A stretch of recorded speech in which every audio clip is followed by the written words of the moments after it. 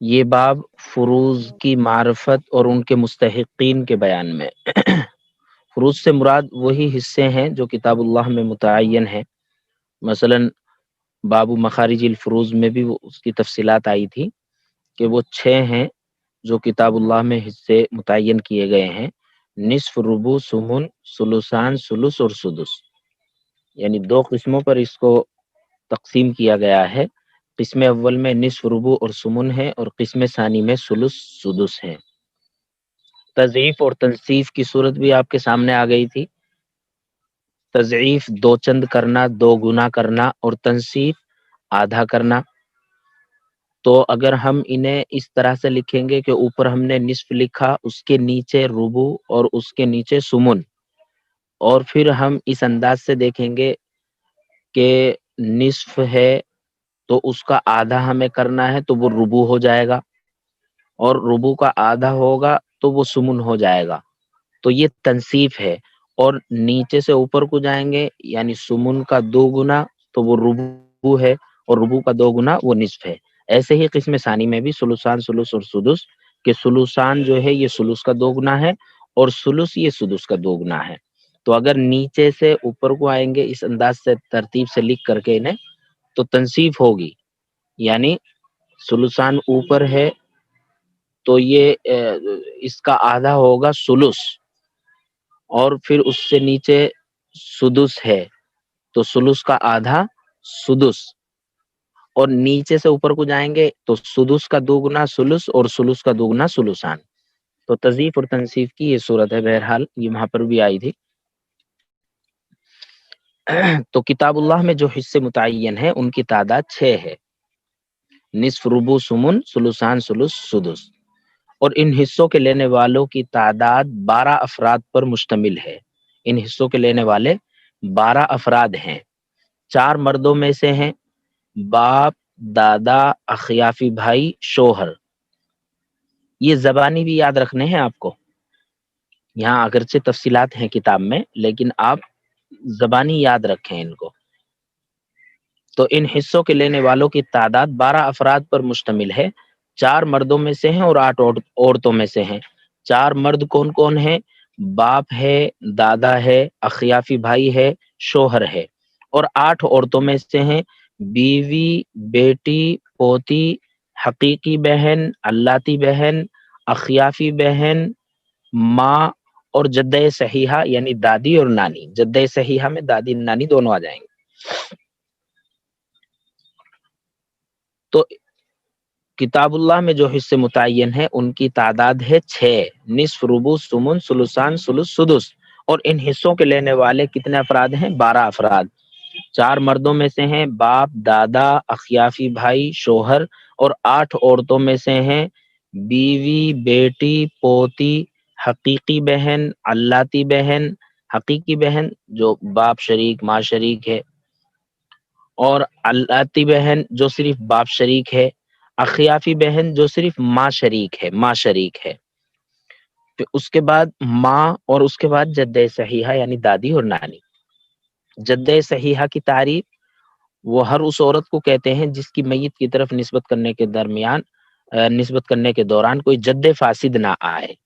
Jeddah صحیحہ ہر اس عورت کو کہتے ہیں جس کی میت کی طرف نسبت کرنے کے دوران جد فاسد نہ آئے، جیسے باپ کی ماں یعنی دادی، یا دادا کی ماں پردادی، یہ جدہ صحیحہ ہے۔ لیکن نانا کی ماں تو وہ جدہ فاسدہ ہے، اس لیے کہ درمیان میں جد فاسد آ گیا۔ نانا چونکہ جد فاسد ہے، نانا جد فاسد ہے۔ تو جدہ صحیحہ وہ عورت جس کی میت کی طرف نسبت کرنے میں جد فاسد داخل نہ ہو، جد فاسد داخل واسطہ نہ ہو۔ اب یہاں سے جو ہے یہ 12 افراد ہیں، ان کے احوال بیان کیے گئے ہیں۔ چنانچہ سب سے پہلے مردوں میں سے 4 ہیں، تو ان میں سب سے پہلے باپ ہے۔ تو باپ کی جو ہے 3 حالتیں بیان کی ہیں۔ پہلی حالت ہے باپ کی کہ باپ کو صرف سدس ملے گا، فرض مطلق، یعنی قرآن نے جو حصہ متعین کیا ہے صرف وہ ملے گا۔ وہ کس صورت میں ملے گا؟ جب میت کی اولاد یا اولاد کی اولاد نیچے تک کوئی بھی موجود ہو، بیٹا، پوتا، یعنی مذکر اولاد میں سے کوئی بھی موجود ہو نیچے تک، بیٹا، پوتا، پڑ پوتا، سکڑ پوتا، تو اس صورت میں باپ کو سدس ملتا ہے۔ اور اگر مؤنث اولاد ہے، بیٹی، پوتی، پڑ پوتی، سکڑ پوتی، نیچے تک کوئی بھی موجود ہے، تو پھر اس صورت میں باپ کو سدس بھی ملے گا، یعنی جو قرآن نے حصہ متعین کیا ہے، اور باپ عصبہ بھی بنے گا، باپ عصبہ بھی بنے گا۔ تو فرض مع تعصیب، تو سدس بھی ملے گا اور عصبہ بھی بنے گا۔ اور اگر میت کی کوئی بھی اولاد نہیں، نہ مذکر اولاد ہے نہ مؤنث اولاد ہے، تو پھر اس صورت میں باپ عصبہ محض بنے گا، پھر اس صورت میں باپ عصبہ محض بنے گا۔ عصبہ کے بارے میں بتایا تھا پیچھے کہ یا تو ذوی الفروض کا مابقیہ لیتا ہے، اور اگر تنہا ہو، کوئی دوسرا وارث نہ ہو ذوی الفروض میں سے، تو پھر پورے مال کا مستحق ہو جاتا ہے۔ تو اگر اولاد میں سے کوئی بھی نہیں ہے تو پھر باپ ہی پورے مال کا مستحق ہوگا، اور یہ عصبہ محض ہوگا اس صورت میں۔ تو پہلی حالت باپ کی سدس ملے گا، تنہا اگر باپ ہے اور اس کے ساتھ مذکر اولاد ہے تو اس صورت میں سدس ملے گا۔ اور دوسری حالت اگر بیٹی یا پوتی یعنی مؤنث اولاد ہے تو پھر اس صورت میں باپ کو سدس بھی ملے گا اور باپ عصبہ بھی بنے گا۔ اور تیسری حالت جو ہے وہ عصبہ محض کی ہے، یعنی جب میت کی کوئی اولاد موجود نہ ہو، جب میت کی کوئی اولاد موجود نہ ہو۔ باپ کے بعد دادا ہے، جد صحیح ہے۔ تو یہ جد صحیح کی بھی چار حالتیں ہیں، تین حالتیں تو وہی ہیں جو باپ کی ہیں، یعنی مذکر اولاد ہو تو دادا کو سدس ملے گا، مؤنث اولاد ہو تو سدس کے ساتھ ساتھ عصبہ بھی بنے گا، یعنی پہلے سدس دے دیں گے، اور جو ذوی الفروض ہے اس کو دینے کے بعد جو باقی بچے گا پھر وہ بھی اسی کو ملے گا، یعنی عصبہ کے طور پر اگر مؤنث اولاد ہو۔ تو دادا کو سدس ملے گا اگر مذکر اولاد ہے، اور اگر مؤنث اولاد ہے تو سدس کے ساتھ عصبہ بھی بنے گا، اور اگر اولاد میں سے کوئی بھی نہیں ہے تو دادا عصبہ محض بنے گا۔ تین حالتیں باپ کی طرح ہیں، اور چوتھی حالت ہے کہ دادا محروم ہوگا باپ کی وجہ سے، دادا محروم ہوگا باپ کی وجہ سے۔ جد صحیح کون ہے؟ جد صحیح وہ ہے جس کی میت کی طرف نسبت کرنے میں ماں داخل واسطہ نہ ہو، ماں نہ آئے درمیان میں، وہ جد صحیح ہے۔ اگر ماں درمیان میں آ رہی ہے، مثلا نانا ہے تو ماں درمیان میں آ گئی تو نانا جو ہے جد فاسد ہوگا۔ اور اگر ماں واسطہ نہیں ہے، ماں داخل واسطہ نہیں بن رہی ہے، میت کی طرف نسبت کرنے میں ماں نہیں آ رہی ہے، تو پھر اس صورت میں وہ جد صحیح ہوگا۔ جیسے باپ کا باپ تو وہ دادا ہے، اسی طرح جو ہے دادا کا باپ پردادا، پردادا سکڑ دادا، تو یہ جد صحیح ہے، یعنی ماں درمیان میں نہ آئے۔ تو جد صحیح کی بھی چار حالتیں ہیں، تین حالتیں تو باپ کی طرح ہیں، اور چوتھی حالت باپ کی وجہ سے جد صحیح محروم ہو جاتا ہے۔ اس کے بعد اخیافی بھائی بہن ہے، یہاں وہ اما لاولاد الام کہا ہے، اولاد ام یعنی اخیافی بھائی بہن، ماں کی اولاد، یہاں جو عنوان اور تعبیر اختیار کی ہے کہ ماں کی اولاد، تو مقصد تھا اخیافی بھائیوں کے احوال بیان کرنا، لیکن چونکہ اخیافی بہن کی حالتیں بھی وہی ہیں جو اخیافی بھائیوں کی ہیں، اس وجہ سے یہ اولاد کا لفظ لائے ہیں تاکہ مذکر اور مؤنث دونوں کو شامل ہو جائے، اس لیے کہ اخیافی بھائی بہن ان کا مذکر اور مؤنث جو ہے تقسیم اور استحقاق میں برابر ہے، احوال میں آ رہا ہے، دوسری حالت ان کی یہی ہے۔ تو اولاد ام اس لیے کہا ہے، اور چونکہ اگر عورتوں میں ان کا ذکر کرتے تو اس کا تکرار ہی ہوتا، حالانکہ حالت وہی ہے، تو اس وجہ سے یہیں پر ان کو ذکر کر دیا کہ اخیافی بھائی بہن دونوں ہی مراد ہیں، یعنی مذکر اور مؤنث ان کے دونوں ہی مراد ہیں اولاد ام سے۔ تو اخیافی بھائی بہن کی بھی تین حالتیں ہیں۔ پہلی حالت ہے اگر تنہا ہو تو سدس ملے گا، چاہے اخیافی بھائی ہو یا اخیافی بہن ہو، اگر ایک ہے تو پھر تنہا ہی ملے گا، اور اگر دو یا دو سے زیادہ ہوں، ایک اخیافی بھائی ہے اور ایک اخیافی بہن ہے تو دو ہو گئے، تو اس صورت میں یا اس سے زیادہ ہوں تو پھر اس صورت میں ان کو سلس ملے گا، اور ان کے مذکر اور مؤنث جو ہے تقسیم اور استحقاق میں برابر ہوتے ہیں۔ اور یہ اخیافی بھائی بہن جو ہیں، اولاد اور بیٹے کی اولاد اور چاہے نیچے تک ہو، اور باپ اور دادا کی وجہ سے جو ہے محروم ہو جاتے ہیں، اولاد اور اسی طرح بیٹے کی اولاد، اولاد میں تو بیٹی پوتی آ گئی، اولاد میں بیٹا بیٹی آ گئی، اولاد میں بیٹا بیٹی آ گئی، اور اسی طرح پوتی بھی آ گئی، بیٹے پوتے کی اولاد۔ اب بیٹی کی جو اولاد ہے، بیٹی کی جو اولاد ہے وہ اس سے خارج ہے بہرحال، تو اولاد کی وجہ سے محروم ہو جائے گا، اور پوتے کی اولاد کی وجہ سے محروم ہو جائے گا، محروم ہو جائیں گے یہ، اگرچہ نیچے تک ہوں، اور باپ اور دادا کی وجہ سے بھی بالاتفاق محروم ہو جائیں گے، باپ اور دادا کی وجہ سے بھی بالاتفاق یہ حضرات محروم ہو جائیں گے۔ یہاں بالاتفاق اس لیے کہا ہے، اس لیے کہ صاحبین کے نزدیک اغیاف یہ حقیقی بہن اور اللاتی بہن باپ کی وجہ سے تو بالاتفاق محروم ہوتی ہیں، لیکن دادا کی وجہ سے صاحبین کے نزدیک محروم نہیں ہوتی۔ لیکن چونکہ یہاں اخیافی بھائی بہن ہیں تو اس کو کہا ہے کہ اس میں کوئی اختلاف نہیں ہے، بلکہ یہ اتفاقی مسئلہ ہے، باپ کی وجہ سے بھی اور دادا کی وجہ سے بھی یہ اولاد یعنی اخیافی بھائی بہن محروم ہو جائیں گے، اس میں اختلاف نہیں ہے۔ اخیاف حقیقی بہن اور اللاتی بہن کے سلسلے میں تو صاحبین کا اختلاف ہے، وہاں اگرچہ امام صاحب کے یہاں جیسے باپ کی وجہ سے حقیقی بہن اللاتی بہن محروم ہو جاتی ہیں، ایسے ہی دادا کی وجہ سے بھی محروم ہو جاتی ہیں، لیکن صاحبین کے یہاں چونکہ فرق ہے تو اس فرق کی وجہ سے یہاں پر کہا کہ اخیافی بھائی بہن بہرحال بالاتفاق سب کے نزدیک محروم ہو جاتے ہیں باپ اور دادا کی وجہ سے۔ تو اخیافی بھائی بہن کی تین حالتیں ہیں، پہلی حالت سدس ہے، دوسری اگر تنہا ہو، اور دوسری حالت سلس ہے اگر دو یا دو سے زیادہ ہوں، اور تیسری حالت ہے کہ اولاد یا اولاد کی اولاد اگرچہ نیچے تک ہو ان کی موجودگی میں محروم ہو جائیں گے، اسی طرح باپ اور دادا کی وجہ سے بھی محروم ہو جائیں گے۔ شوہر کی بھی دو حالتیں ہیں، پہلی حالت ہے کہ اگر اولاد موجود نہ ہو تو شوہر کو نصف ملے گا، اولاد یا اولاد کی اولاد نیچے تک کوئی موجود نہ ہو تو نصف ملے گا، اور ربو ملے گا اگر اولاد یا اولاد کی اولاد نیچے تک کوئی موجود ہو۔ تو شوہر کی دو حالتیں ہیں، نصف ملے گا اگر اولاد موجود نہ ہو، اور ربو ملے گا اگر میت کی کوئی اولاد یا اولاد کی اولاد نیچے تک کوئی بھی موجود ہو۔ باب معرفت الفروزی و مستحقیہا، یہ باب فروز کی معرفت اور ان کے مستحقین کے بیان میں۔ الفروز المقدرۃ فی کتاب اللہ تعالی ستۃ، فروز مقدرہ کتاب اللہ میں 6 ہیں، وہ حصے جو کتاب اللہ میں متعین ہیں 6 ہیں۔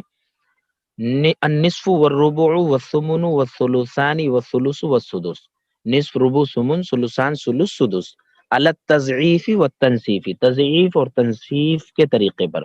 واصحاب هذه السهام 12 نفرا 4 من الرجال وهم الاب والجد الصحيح وهو ابو الاب وان علا والاخ لام والزوج، اور ان حصوں کے لینے والے 12 افراد ہیں، 4 مردوں میں سے ہیں اور وہ باپ جد صحیح اور وہ باپ کا باپ ہے، جد صحیح کے بارے میں کہہ رہے ہیں، اور وہ باپ کا باپ ہے، وہی نالا اگرچہ اوپر تک ہو، یعنی دادا کا باپ بردادا کا باپ تو جد صحیح ہو جائے گا۔ والاخ لام، اور اسی طرح اخیافی بھائی ماں شریک بھائی، والزوج اور شوہر، وثمان من النساء وهن الزوجة والبنت وبنت الابن وان سفلت والاخت لاب وام والاخت لاب والاخت لام والام والجدة الصحيحة وهي التي لا يدخل في نسبتها الى الميت جد فاسد، اور 8 عورتوں میں سے ہیں اور وہ بیوی، بیٹی، پوتی اگرچہ نیچے تک ہو، پوتی اگرچہ نیچے تک چلی جائے، پوتی پڑ پوتی سکڑ پوتی، والاخت لاب وام حقیقی بہن، والاخت لاب اللاتی بہن، والاخت لام اخیافی بہن، والام ماں، والجدۃ الصحیحۃ اور جدہ صحیحہ، وہی التی لا يدخل فی نسبتها الى المیت جد فاسد، جد صحیحہ کی تعریف کر رہے ہیں، اور وہ عورت ہے کہ جس کی میت کی طرف نسبت کرنے میں جد فاسد داخل واسطہ نہ ہو، جد فاسد نہ آئے۔ اما الابو فلہ احوال ثلاث، بہرحال باپ تو اس کے 3 احوال ہیں، الفرض المطلق وهو السدس، فرض مطلق یعنی مطلق متعینہ حصہ، اور وہ سدس ہے. وذالک مع الابن او ابن الابن وان سفلا، اور یہ بیٹے یا بیٹے کے بیٹے اگرچہ نیچے تک ہو کی موجودگی میں ہے.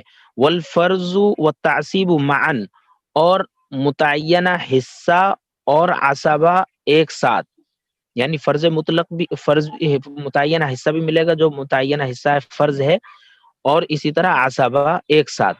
والفرض والتعصیب معا، فرض مطلق اور تعصیب دونوں ایک ساتھ. وذالک مع الابنتی او ابنت الابن وان سفلت، اور یہ بیٹی یا پوتی اگرچہ نیچے تک ہو کے ساتھ ہے، یعنی ان کی موجودگی میں ہے. یعنی فرض مع تعصیب، یعنی اسباب بھی بنے گا اور متعینہ حصہ بھی ملے گا. والتعصیب المحض، اور تعصیب محض یعنی اسباب محض ہوگا. وذالک عند عدم الولد وولد الابن وان سفلا، اور یہ اولاد یا اولاد کی اولاد کی عدم موجودگی میں ہے اگرچہ نیچے تک ہو. نیچے تک اگر کوئی بھی موجود نہ ہوگا تو پھر اس صورت میں اسباب محض ہوگا. والجد الصحیح کالابی، اور جد صحیح باپ کی مانند ہے، یعنی اگر باپ موجود نہ ہو تو پھر باپ کی طرح ہی جد صحیح کے احوال ہوں گے. الا فی اربع مسائل، مگر چار مسائل میں، چار مسائل میں جو ہے باپ باپ اور دادا میں فرق ہے. چار مسائل ہیں، ان کو جو ہے مصنف نے اپنی جگہ پر بیان کیا ہے. مثلا ہلکا سا اشارہ آپ اس وقت بھی سمجھ سکتے ہیں. چار مسائل کے بارے میں انہوں نے کہا کہ چار مسائل ہیں جن میں باپ دادا کے درمیان فرق ہے. تو پہلا مسئلہ تو وہی ہے کہ حقیقی اور اللہ کی بہن باپ کی موجودگی میں بالاتفاق ساقط ہو جاتے ہیں، لیکن دادا کی موجودگی میں صاحبین کے نزدیک ساقط نہیں ہوتے. تو صاحبین کے یہاں فرق ہو گیا باپ دادا میں. اور دوسرے مسئلے میں، یعنی اگر میاں بیوی میں سے کوئی ہو اور ماں باپ بھی موجود ہوں تو پھر زوجین کا حصہ نکالنے کے بعد ماں کو ثلث ماں باقی ملے گا. لیکن اگر دادا موجود ہو تو پھر ثلث کل ملے گا، ثلث ماں باقی نہیں ملے گا. یہ طرفین کا مسلک ہے. البتہ امام ابو یوسف کے یہاں جو ہے ثلث ماں باقی ہی ملے گا، دادا کی موجودگی میں بھی، دادا کی موجودگی میں بھی ثلث ماں باقی ہی ملے گا. تو طرفین کے یہاں فرق ہے. تو دو مسئلے ہو گئے.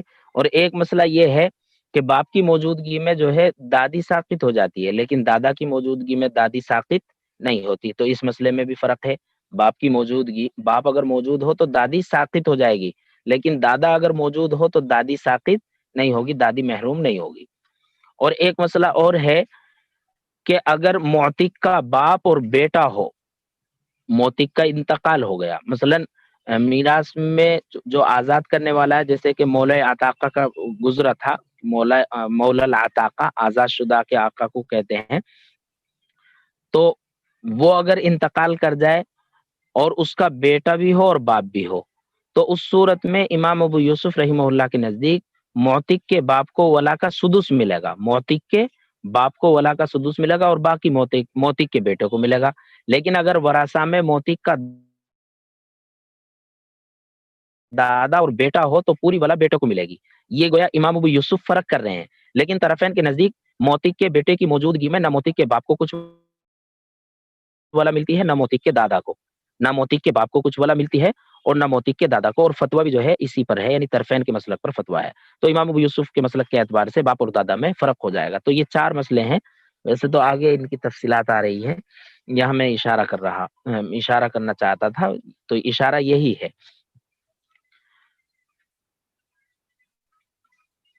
اچھا، اور جد صحیح باپ کی طرح ہے، الا فی اربع مسائل، مگر چار مسائل میں، دونوں میں فرق ہے. وسنذکرها فی مواضعها، اور ان قریب اس کو ہم اس کی جگہ پر بیان کریں گے، ذکر کریں گے انشاءاللہ. ويسقط الجد بالابی، اور دادا ساقط ہو جائے گا باپ کی وجہ سے. لأن الاب اصل فی قرابت الجد، اس لیے کہ باپ اصل ہے میت کی طرف دادا کی نسبت کرنے میں، دادا کی قرابت میں، دادا کی میت کی طرف قرابت میں باپ اصل واسطہ ہے. والجد الصحیح هو الذي لا تدخل في نسبته الى المیت ام، اور جد صحیح وہ ہے کہ میت کی طرف اس کی نسبت کرنے میں ماں داخل واسطہ نہ ہو. واما لاولاد الام فاحوال ثلاث، اور بہرحال خیافی بھائی بہن تو ان کی تین حالتیں ہیں.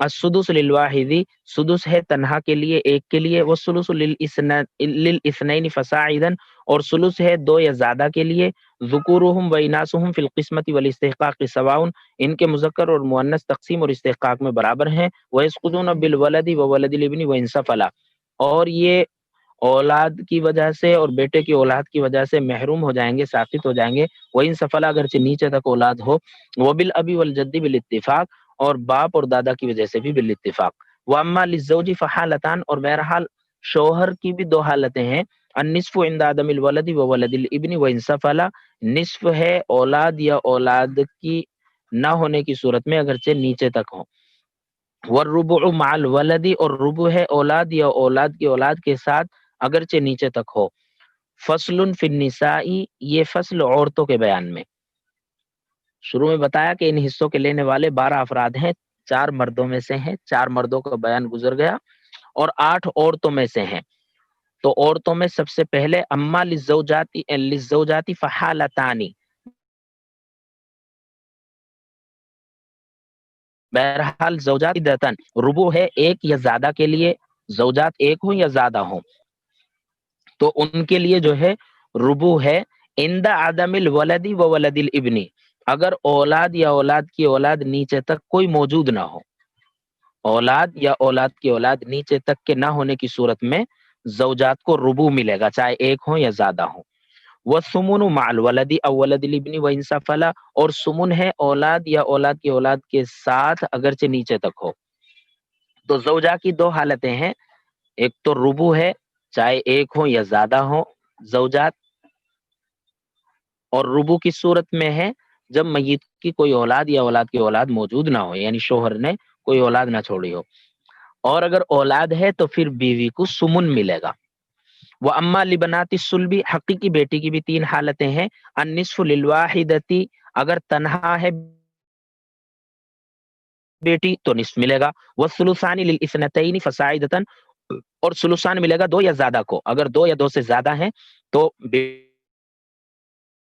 بیٹیوں کو ثلثان ملے گا، ومع الابن للذکر مثل حظ الانثیین وهو يعصبهن، اور بیٹے کے ساتھ 2 مؤنث کے حصوں کے برابر ہوگا مذکر کے لیے، اگر بیٹی بیٹے کے ساتھ آ رہی ہے تو پھر اس صورت میں مذکر کے لیے 2 مؤنث کے حصوں کے برابر ہوگا، یعنی للذکر مثل حظ الانثیین کا قاعدہ جاری ہوگا، وهو يعصبهن، اور یہ بیٹا جو ہے ان کو عصبہ بنا لے گا، تو بیٹی کی 3 حالتیں ہو گئی، تنہا ہے تو نصف، 2 یا 2 سے زیادہ ہیں تو ثلثان، اور بیٹے کے ساتھ ہے تو پھر عصبہ بنے گی،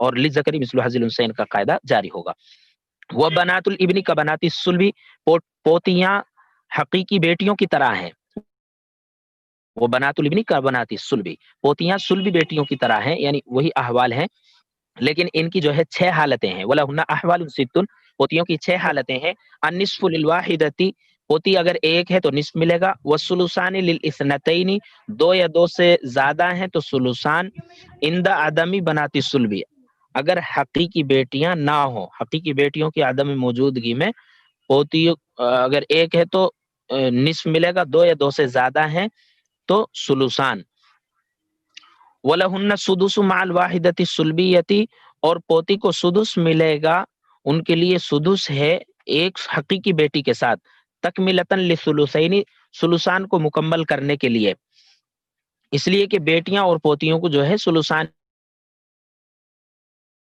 نہیں ملتا ہے، تو ان کے حصے کو ثلثان مکمل کرنے کے لیے اگر ایک حقیقی بیٹی ہے تو پھر اس صورت میں پوتیوں کو سدس ملے گا، ولا یرثن مع السلبیتین، اور 2 حقیقی بیٹیوں کے ساتھ وارث نہیں ہوں گی، محروم ہو جائیں گی، الا ان یکن بحذائہن او اسفل منہن غلام، مگر یہ کہ ان کے برابر یا ان سے نیچے کوئی لڑکا ہو، فیعصبہن، تو وہ ان کو عصبہ بنا لے گا، والباقی بینہم للذکر مثل حظ الانثیین، اور باقی ان کے درمیان للذکر مثل حظ الانثیین کے